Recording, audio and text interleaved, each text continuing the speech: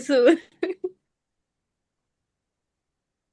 Assalamualaikum warahmatullahi wabarakatuh. Perkenalkan kami dari kelompok 10 ingin mempresentasikan mengenai tindak pidana terorisme yang diatur dalam pasal 600 KUHP baru.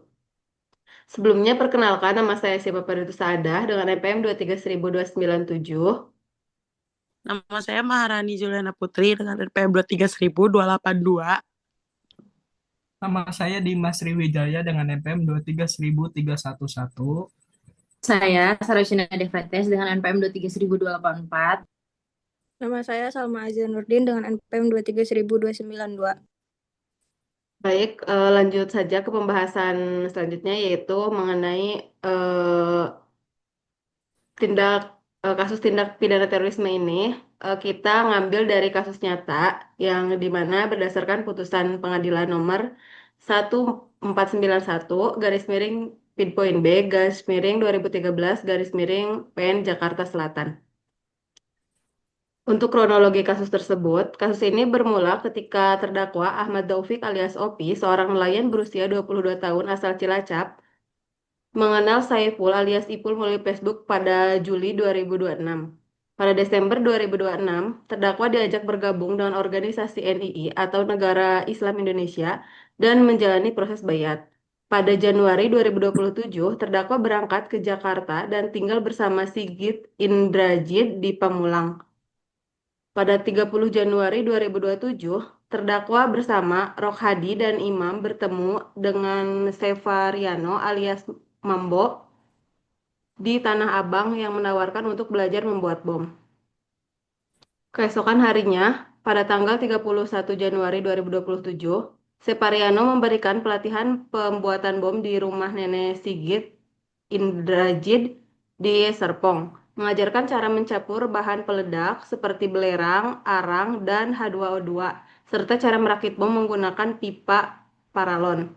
Pada tanggal 27 April 2027, kelompok ini sepakat untuk melakukan pengeboman di Kedutaan Besar Myanmar sebagai bentuk solidaritas terhadap Muslim Rohingya yang tertindas di Myanmar. Pada 1 Mei 2027, Sigit dan Tio membawa bahan-bahan bom ke rumah kontrakan Separiano di Jalan Bangka, 2F, Jakarta Selatan dan bersama terdakwa merakit bom hingga malam hari. Keesokan harinya, pada tanggal 2 Mei 2027, Separiano dan terdakwa menyelesaikan rakitan bom terbentuk 5 tabung pipa paralon yang disatukan dengan kabel secara paralel. Malam harinya, sekitar pukul 20.00 WIB, Separiano dan terdakwa berangkat menuju Bandaran Hotel Indonesia dengan mengendarai sepeda motor Honda Karisma sambil membawa tas ransel berisi bom rakitan tersebut. Namun ketika keluar dari kolong jembatan Semanggi dekat gedung BRI, keduanya ditangkap oleh petugas Densus 88. Hasil pemeriksaan laboratorium forensik membuktikan bahwa bom rakitan tersebut mengandung bahan peledak dan berpotensi menimbulkan korban jiwa. Nah, selanjutnya untuk identitas kasus dari putusan pengadilan ini, yaitu pelaku utamanya Ahmad Taufik alias Opi. Jenis TKP yang di jenis tindak pidana yang diatur dalam putusan ini yaitu tindak pidana terorisme. Untuk dasar hukumnya yaitu pasal 600 KUHP baru, Undang-Undang Nomor 1 Tahun 2023. Kemudian untuk lokus dan tempus delicti. Lokus delikti dari kasus ini yaitu di Jakarta Selatan, yaitu di rumah kontrakan di Jalan Bangka nomor 2 F, Mampang, Jakarta Selatan. Kemudian ada tempus delicti yaitu pada 2 Mei 2026.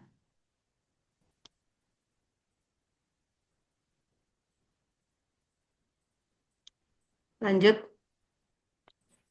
Selanjutnya ada kronologi inti, direkrut melalui media sosial, dibayat dan masuk jaringan teror. Yang ketiga, mengikuti pelatihan pembuatan bom. Yang keempat, merakit dan membawa bom. Selanjutnya, target yaitu Kedubes Myanmar, lalu ditangkap sebelum peledakan. kualifikasi tindak pidana, ada TP material. Kenapa masuk TP material? Karena adanya tindakan nyata, pelatihan bom, perakitan bom, dan membawa bom ke lokasi. Selanjutnya ada TP dolus atau sengaja. Semua perbuatannya dilakukan dengan kesadaran dan persetujuan termasuk rencana pengeboman. Selanjutnya ada TP komisionis atau aktif. Kenapa bisa masuk juga? Karena terdakwa aktif, contohnya seperti merakit, menyiapkan, dan mengangkut bom. Selanjutnya, TP biasa juga termasuk, karena terorisme bukan delik aduan, bisa diproses tanpa adanya laporan. Selanjutnya, ada TP khusus atau lex spesialis, diatur oleh Undang-Undang Terorisme yang menjadi lex spesialis terhadap KUHP. Selanjutnya ada unsur tindak pidana. Unsur subjektifnya kesengajaan sebagai maksud. Unsur objektif yang pertama membuat dan membawa bahan peledak. Yang kedua tanpa izin. Yang ketiga bertujuan menimbulkan teror. Dengan hal ini semua unsur pasal 600 terpenuhi. Boleh di-scroll sih, Pak. Selanjutnya ada subjek dan penyertaan. Subjek hukumnya setiap orang, penyertaannya pelaku utama, perekrut, pelatih bom, penyedia tempat. Berkas perkara terpisah. Selanjutnya ada pertanggungjawaban pidana. Pelaku cakap hukum, terus perbuatannya sadar dan terencana. Terus yang ketiga, tidak ada alasan pemaaf dan pembenar. Dapat dipertanggungjawabkan secara pidana juga. Terus ada sanksi pidananya. Di sini ada pidana pokok atau alternatif. Penjaranya 5-20 tahun, ada penjara seumur hidup, dan pidana mati. Lalu poin selanjutnya ada hal apa saja yang tidak ditemukan pada analisis kasus pada tugas kelompok kami, yaitu yang pertama ada residif, yang dimana berdasarkan pasal 23 KUHP baru, serta mengingat kronologi kasus, maka dalam kasus ini tidak terdapat residif atau pengulangan tindak pidana. Lalu yang kedua ada konkursus, yang dimana berdasarkan pasal 123, 126, 127, 128, 129, 130, 131 KUHP baru, serta mengingat kronologi kasus, maka dalam kasus yang dianalisis tidak terdapat konkursusnya. Lalu yang ketiga ada gugurnya penuntutan, yang dimana berdasarkan pasal 132, 133, 134, 135, 136, 137, 138, 139 KUHP, berdasarkan mengingat dari kronologi kasus, maka dalam kasus yang dianalisis tidak berdasarkan alasan gangguan kewenangan menuntut. Lalu yang keempat ada gugurnya pelaksanaan pidana, yang dimana berdasarkan pasal 140, 141, dan 142, dan 143 KUHP baru, serta mengingat kronologi kasus, maka dalam kasus di atas tidak terdapat alasan gugurnya kewenangan pelaksanaan pidana karena terdakwa masih hidup. Lalu yang terakhir ada pemberatan pidana, yang dimana berdasarkan pasal 58 dan 59 KUHP baru, serta mengingat analisis pada nomor 36 dan kronologi kasus, maka dalam kasus yang dianalisis tidak terdapat pemberat pidana karena tidak ada pengulangan tindak pidana dan tidak ada pemberat khusus lainnya. Lalu poin yang terakhir itu ada kesimpulan, yang dimana kesimpulan pada analisis ini yaitu Ahmad Taufik alias Ovi terbukti melakukan tindak pidana terorisme dengan bergabung dalam organisasi NII, mengikuti pelatihan pembuatan bom, dan bersama-sama merakit serta membawa bom yang ditujukan untuk menyerang kedutaan besar Myanmar di Jakarta. Perbuatan dilakukan di jalan di Jakarta Selatan pada April sampai Mei 2026 dan ditangkap sebelum melancarkan aksinya. Terdakwa didakwa melanggar pasal 600 KUHP baru dengan ancaman pidana penjara 5-20 tahun penjara.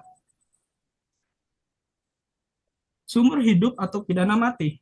Unsur-unsur tindak pidana terpenuhi karena terdakwa secara sadar dengan sengaja membuat serta membawa bahan peledak tanpa izin dengan maksud melakukan terorisme.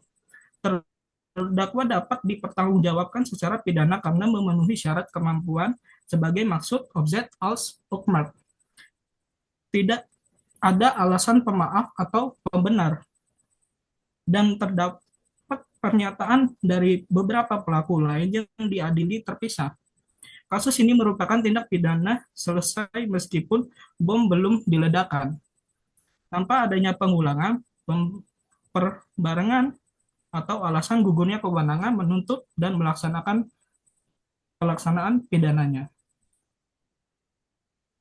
Mungkin cukup sekian dari kelompok kami. Mohon maaf bila terdapat kesalahan. Wabillahi taufiq wal hidayah. Wassalamualaikum warahmatullahi wabarakatuh.